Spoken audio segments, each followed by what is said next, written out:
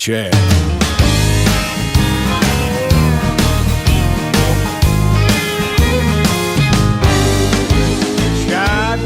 Hey, Death for Pop Country fans, this is Scott Yahtzee coming at you with my buddy Jimmy Wade. Say hi, Jimmy. Hi, Jimmy. Anyway, we're sitting here with John Snyder, Bo Duke, if you can believe that. He gave us the time of day to sit here and ask a couple of questions. Hi. What you got? You got a question? You got two questions?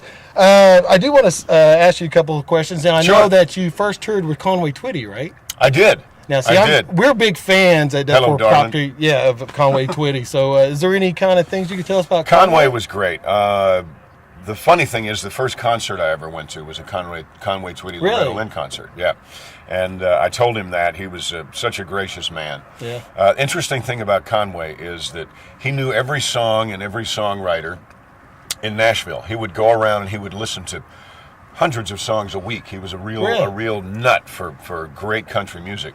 And he would remember, like when I would cut Take the Long Way Home, or I'd do a new song. He was also on MCA, so he'd say, "Oh, that was so and so. He wrote that when he lived over with such and such, and that's a great song." That's cool. But the other thing about Conway is backstage, you could not shut him up. He was just talk. And on stage, he would never say a word. He would sing, and then he would sing, and then he would sing. He wouldn't say thank you. He wouldn't communicate with the audience really at all. Yeah. And backstage, like I said, yak, chatterbox guy. That's cool. Now, you also spent a little time with Johnny and June, and I'm sure I've always heard wonderful stories about them, but I imagine you probably have some great people. I lived with John and June for about a year and a half. Holy cow, that long? I didn't know it was that long. Yeah, it wasn't a weekend. No, I lived with them for a year and a half after we did a movie called Stagecoach. Right. With Waylon and Willie and Chris and the whole gang. That movie. But I was touring at the time. I had just done... Memory Like You was the #1 album when we were doing Stagecoach. Had my big old beard. like Jimmy. Had my big old beard. And John said, "Where are you touring again this year?" And I said, "Yeah." And he said, "Where are you going to stay?" And I said, "I'd probably rent a place out in Franklin." And he said, "That's silly. Just come stay with us. We've got a lot of room." So I did, and I wound up there in the main house for a long time, and then across the way in what is now John Carter's studio, right, for the remainder of the time, and it was great. We would fish, we did some touring, but most of our friendship was not about music. It was just about hanging out and being how blessed a person do you feel to be? Crazy. And June seems like one of the sweetest people on earth. She's a doll. She was a doll, and she held him together. The really cool thing about John was that he never really felt like he had to put Johnny Cash on backstage before he went out on stage. Right. He'd say, "How do I look? You know, I've got to go out and be a legend. Yeah. How do I look?" And I'd say, "Legendary." And he'd say, "All right." I love it. That's awesome. And he'd go out and he'd do his thing, and he'd come back, and then we'd go fish. Now, you're a genuine outlaw country guy, obviously, and I'm glad you're saying that, because there's a whole notion out there that all people have to do is go to a truck stop, buy a bandana, and call themselves an outlaw. So it aggravates me when people out there, especially labels will, when country music was real, not that it's not now, but when it was all real, what they would do is somebody like Waylon or Willie or Johnny or Roy Orbison or Conway, somebody would hear them and they go, "Oh my God, that is fantastic." Dottie West. Yeah. Right? They'd say, "That has to get out. We have to let that get out." And the business of distribution, the business of music would change to try to fit that personality. Yeah. Now, they've got this little box called Contemporary. They've got this little box called Classic. They've got this little box called Outlaw. And they find somebody that they think might kind of fit it, and they shape the artist to the box, not the box to the artist. You could not put Waylon Jennings in a box. No. You could not contain any of the talent of Roy Orbison or Conway Twitty or Elvis. Right? So now it's backwards. And now we wind up, I think, not entirely, but we wind up with outlaw country music that really is just someone that looks like an outlaw that a label grabbed a hold of and said, "Okay, you fit in the outlaw box, so that's what you're going to do." Yeah. And I think it's Well, you have to at least been thrown in jail once to be considered outlaw. Well, yeah. In my opinion, and Check Well, that hey, off I the checked box. that one off too. But Check there's that still off. the independent scene out there too. I mean, Well, and I think with the independent scene is where the real classic country artists come Yeah. from. yeah, like Jackson Taylor and the Sinners. There you go. Yeah. And that's because these are people who have got to sing. They've got to perform no matter what. Come hell or high water, they're going to do it.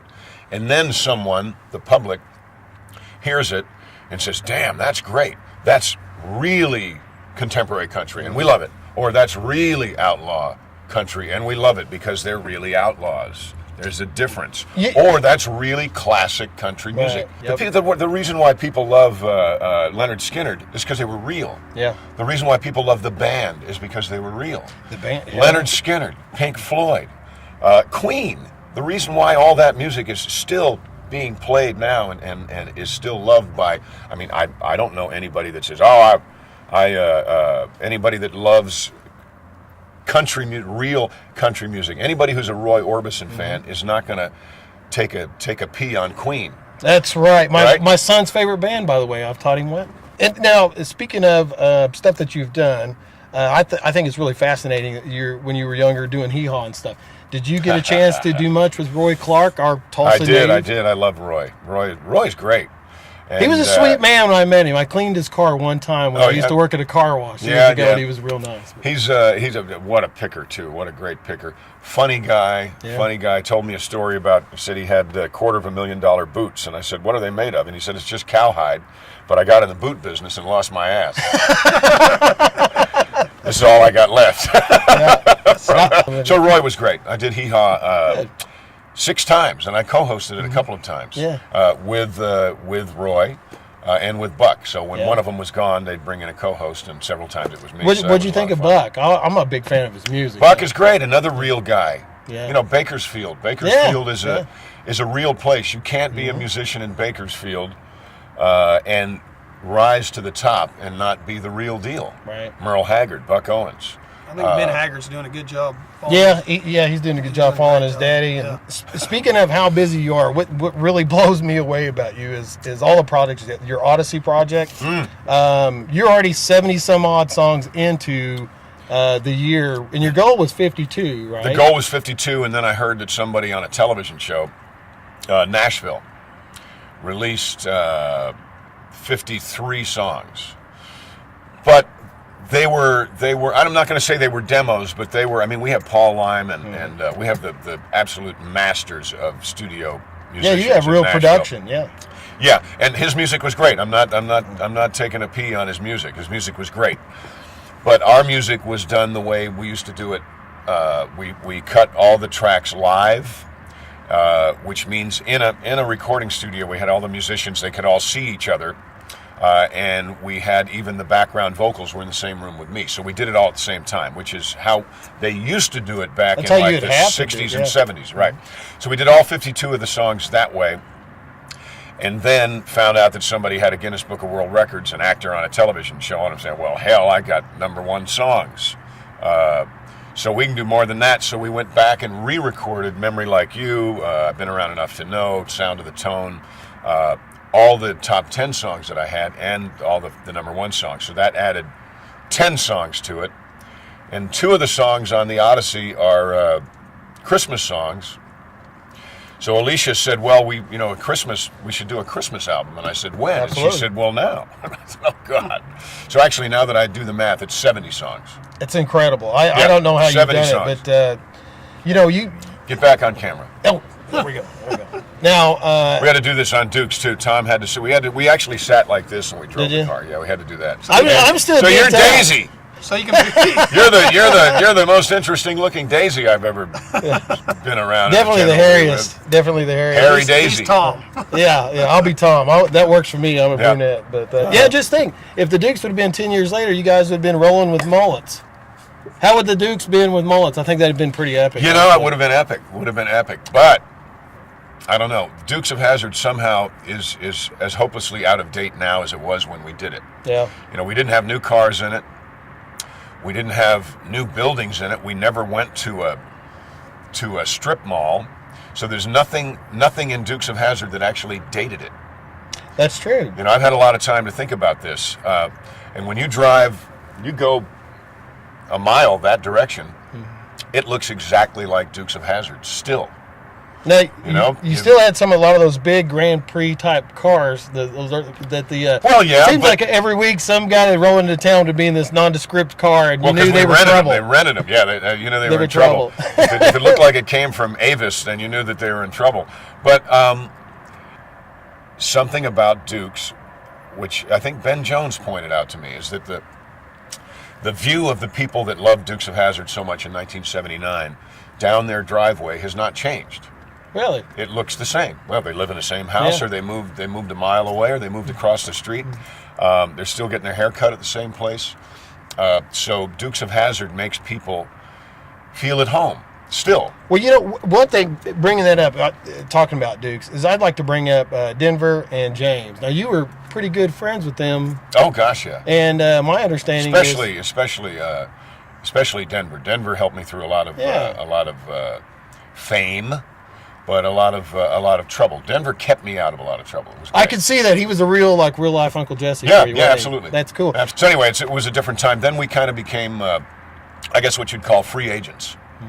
So we were on our own and had to go out and get as much work as we could. And I've always been a proponent of believing the phone does not ring, opportunity does not show up at your door. You have to create it. Well, that's So- evident in your work ethic, and what you're doing just this year alone is blows Well, this me has away. been this is a year of sowing. So next year, hopefully, will be a year of reaping. We'll be promoting the music. We'll be out there doing concerts, and I'm going to do some concerts with Bobby, with Kid Rock. So that's going to be great. That was the next thing I was Yeah. wanting to ask you, if you were going to tour. Yeah, and then you got to get out of here. I got stuff to do. Oh, we got to go? No, I'll ask the tour question. Oh, because okay. I want people to come to the tour. Hey, get my app, by the way. I have an app. You can get it on your phone. John Schneider. I show it to you right here. Now- You formulate your question, because I know that's not the easiest thing in the world for you. Look, wapow. So if you want to know where I am on tour, if you want to know what movies are coming out or what television shows are coming out, if you want to know, if you want to vote on Dancing with the Stars, all you have to do is get this app. We make great movies. They're very unusual. I have a tendency to write like horror comedy or revenge comedy, where people escape from prison and just happen to grab the wrong hostage. Does this mean I can send you my script? No, I write my own stuff. You want to make a movie, then you raise the money and come down. We'll help you make it. All right. The reason we did this whole app thing is that I was telling people, oh, I'm on Facebook and go here, and I'm on YouTube and go there, and all Central these different location. things. This is just get the app and then it's all there. Yeah. It's a portal. Look at that. I have a new word. Portal. That will funnel you into all things John Schneider. This is a stalker's best friend. If anybody is watching this wonders if John Snyder has energy, this man has lots of energy. He has more energy than I have at this time of the morning. But I had a song that went #1 in Italy called I Love Crazy Women. The morning is not for singers. you sound I love great. Crazy Women. And #1 in Italy. It was broken by a show over there called Whiskey and Cigarettes. I believe it. Go ahead. Yeah, John. so it went #1 in Italy. So we're talking about doing not an extensive European tour, but I want to do some of that. And we're kind of in conversations right now with a great bunch of guys called the Bellamy Brothers.